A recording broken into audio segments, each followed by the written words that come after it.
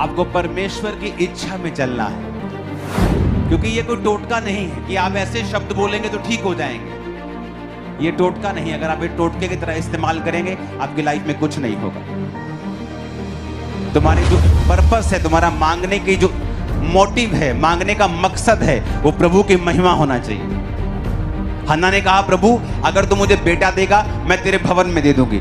पहले भी मांगती थी, रोती थी, खाना नहीं खाती थी, बड़ा कुछ करती थी, लेकिन प्रभु देता नहीं था। लेकिन जब उसने प्रभु की महिमा के लिए कुछ मांगा तो परमेश्वर ने उसको बेटा दिया, और उसके बाद उसको और बेटे और बेटियां भी दी।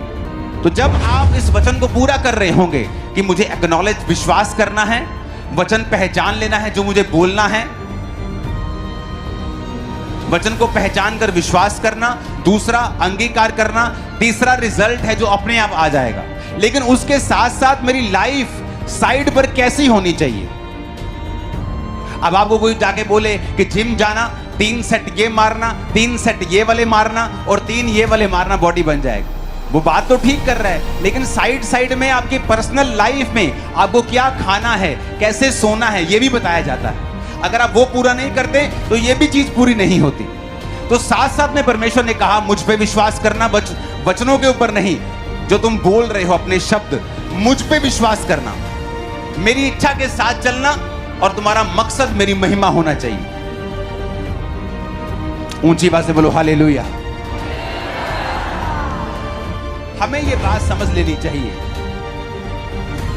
बाइबल के वचन का अंगीकार करते करते अगर आप चोरी करते हैं, आप चोर हैं, आप अपने बिजनेस में, अपने काम में, अपनी ड्यूटी में, आप अपनी जॉब में, अपनी नौकरी में, अपने मालिक की आप चोरी करते हैं, तो आपके बोले गए वचन काम नहीं आएंगे, क्योंकि आपको गॉड्स विल के साथ अलाइन होना पड़ेगा। कि अगर आप चाहते हो कि आपके बोले गए वचन एक फल को पैदा करें और वो व्यर्थ ना हो।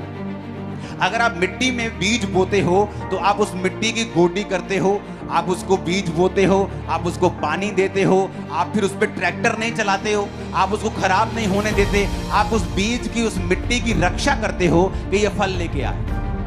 उसी तरह से आपके बोले गए वचन बीज हैं, आप जब बोलेंगे वो आएंगे, फल आएगा, लेकिन आपको अपने बोले गए बीजों की, अपने बोले गए वचनों की रक्षा करनी पड़ेगी, और रक्षा होगी आपके चरित्र से, आपके कैरेक्टर से। अगर आप गाली निकालने वाले व्यक्ति हैं, आपके बोले गए शब्द कभी भी फल नहीं लेके आएंगे जो आप परमेश्वर में बोले।